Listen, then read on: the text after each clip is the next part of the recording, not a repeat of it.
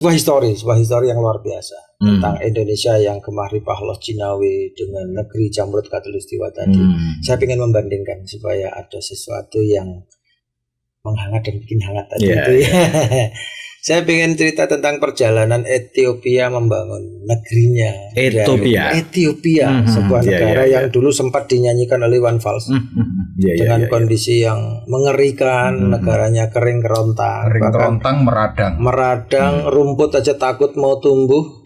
Sampai rumput aja takut untuk tumbuh. Ini luar biasa ini. Nah, ini menarik sebenarnya masyarakat di sana. Nah, iya. Dan rakyat Ethiopia betul-betul menjadi negara yang sangat miskin dan kelaparan. Jadi penyakit busung lapar merajalela di sana luar biasa lah. Tapi dalam 2 dekade Ethiopia mampu membangun negerinya menjadi hijau dan hijau royo-royo bahkan sampai surplus pangan. Apa rahasianya? Rahasianya apa? Kalau kita malah belum gitu ya. Jadi ceritanya begini, di era tahun 2000-an itu Ethiopia masih dalam kondisi yang masih sangat kerontang. Kita bilang kerontang itu kan berarti wis general. Itu di seluruh negeri. Namun setelah suksesi pemerintahan dan pergantian kepemimpinan, kemudian pimpinan baru di Ethiopia ini cukup luar biasa, orangnya cukup luar biasa jenius. Kemudian beliau menggalang mengumpulkan para ilmuwan dari beberapa negara. Saya tidak mau menyebutkan negaranya dari mana, tapi yang jelas negara ini sangat inovatif, sangat maju ilmu pengetahuannya. Bahkan di negeri yang dimintai tolong ini, padang pasir pun bisa ditanami sayur-sayuran dan buah-buahan. Padang pasir pun. Dengan teknologi hidrogel, ya dengan berbagai macam ilmu pengetahuan yang dikembangkan sedemikian rupa sehingga padang pasir pun kemudian bisa produktif. Ini padang pasir aja bisa tumbuh sayur-sayuran, beda dengan rumah makan Padang. Iya beda. Kemudian seperti di Cina ini gambarannya. Di Cina itu yang kita sudah tahu banyak di YouTube itu, gurun gobi itu sekarang sudah menjadi penghasil sayur yang luar biasa, penghasil sayuran dan lain sebagainya. Dengan teknologi hidrogel tadi. Apa itu hidrogel nanti mungkin di sesi yang lainnya kita bahas. Tapi yang jelas itu langsung hasil rekayasa ilmu pengetahuan. Hasil rekayasa ilmu pengetahuan yang kemudian dikemas sedemikian rupa sehingga Ethiopia yang tanahnya tandus itu 10 tahun kemudian di dekade awal di sekitar tahun 2010 itu sudah swasembada pangan. Hanya butuh waktu 10 tahun. 10 tahun sudah bisa swasembada pangan dari kering kerontang tadi. Dari kerontang kering tadi itu. Kemudian kita melompat lagi di 2020. 2020 Ethiopia dinyatakan sebagai negara dengan pertumbuhan ekonomi tercepat di dunia dari sektor pertanian. Artinya sudah surplus. Wis badi. Mereka sudah bisa ekspor sayur-sayuran, mereka bisa 20 tahun itu 20 tahun dari kering kerontang. Kemudian mereka bisa ekspor pangan. Ya. Kenapa ini saya ceritakan? Pertanyaannya. Iya.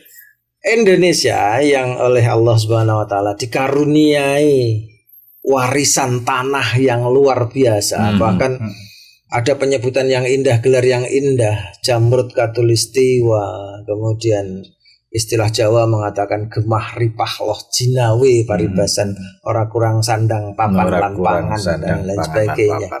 Saking suburnya, kok semakin kesini malah ke sana ya. Malah ke sana.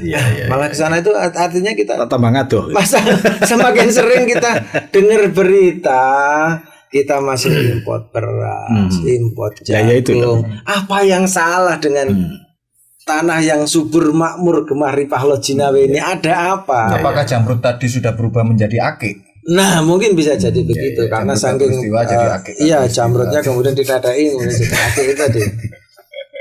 Nah ini yang harus kita uraikan satu persatu karena persoalannya ini cukup panjang. Kalau kita bahas satu persatu mungkin 10 episode nggak cukup. Maka hal inilah yang kemudian menginspirasi lahirnya Hanamaru mengenai problem pertanian kita. Setelah sekian tahun kita menggunakan pupuk sintetis yang dulunya pupuk sintetis itu bisa menghantarkan swasembada pangan pasca revolusi hijau. Kita sempat swasembada pangan, kita sempat ekspor pangan, tapi semakin ke sini hasil pangan kita semakin menurun. Kebutuhan pupuk semakin banyak, tapi hasilnya tetap begitu-begitu saja. Ini yang kemudian menginspirasi lahirnya Hanamaru. Nah, kita mulai dari awal. Kita benahi tanah ini yang sudah dalam tanah ini terjadi tumpukan mineral yang sudah bercampur residu luar biasa sekian tahun lamanya ini dari bahan-bahan kimia bertahun-tahun. Dari bahan kimia yang bertahun-tahun, mulai residu pestisida, kemudian endapan mineral dari bahan pembawa pupuk-pupuk sintetis itu yang tidak terurai kemudian terserap oleh tanam kan kemudian mengendap. Berarti memang bahan-bahan kimia itu tidak bisa diurai. Sebenarnya atau butuh bertahun-tahun butuh waktu yang lama untuk menguraikan itu, dan itu butuh pengetahuan. Maka kita di momen ini saya senang banget. Kita bedah satu persatu karena hanya ilmu pengetahuan yang ini nanti bisa menyelesaikan problem besar di tanah kita ini. Maka kita bedah tadi dulu. Bentar biarin. Oh iya. Buru-buru tadi. Habis kesausu. Makanya kita membedahnya dari awal. Ayo kita memperbaiki tanahnya dulu. Bagaimana sih menyiapkan media tanam yang baik? Berarti memang sebenarnya opo-opo ini mau atau semua yang kita bicarakan tadi kembalinya di awal harus tanah dulu ya. Harus tanah dulu karena nantilah kita mikir ke panganannya tanduran itu apa. Tapi bagaimana mengembalikan medianya dulu ya yang disiapkan. Jadi para ilmuwan itu mengatakan tanah itu adalah soil is life tadi. Tanah itu hidup. Dan ternyata tanah itu hidup. Ketika tanahnya mati ya benar-benar mati, maka yang ada tumbuh di atasnya juga akan meradang, akan mati juga. Jadi di tanah itu kehidupannya luar biasa. Ada sebuah ekosistem di dalam tanah itu yang luar biasa, yang saling melengkapi. Dia butuh oksigen, dia butuh karbon, kemudian kita butuh mineral, air. Itu ada makhluk underground juga gitu ya. Makhluk halus underground tadi. Cacing apa itu kan seperti itu. Ada mikroorganisme itu macam-macam juga. Ada pengikat nitrogen, ada pengurai fosfat, kemudian ada bakteri antagonis, protagonis yang menyebabkan kendala bagi tanaman seperti penyebab layu fusarium, kemudian itu yang golongan-golongan antagonis itu banyak. Tapi ketika tanahnya sehat, di situ ada rhizobium atau macam-macam lah. Nanti kalau saya sebutkan, aku ngeluh tambah. Ada pertanyaan yang harus dideskripsikan nanti malah panjang. Intinya saya pengen menyingkat aja bahwa tanah itu juga butuh bernafas, butuh oksidasi. Ada pertukaran antara oksigen dan karbon. Jika dia butuh air. Yang ada yang tugasnya sebagai pengikat, ada sebagai penambat.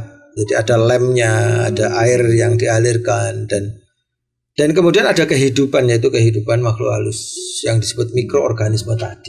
Nah, korelasinya dengan tanaman ini ada sebuah simbiosis yang tidak bisa dipisahkan, bahwa mikroba itu akan selalu mendekati akar tanaman.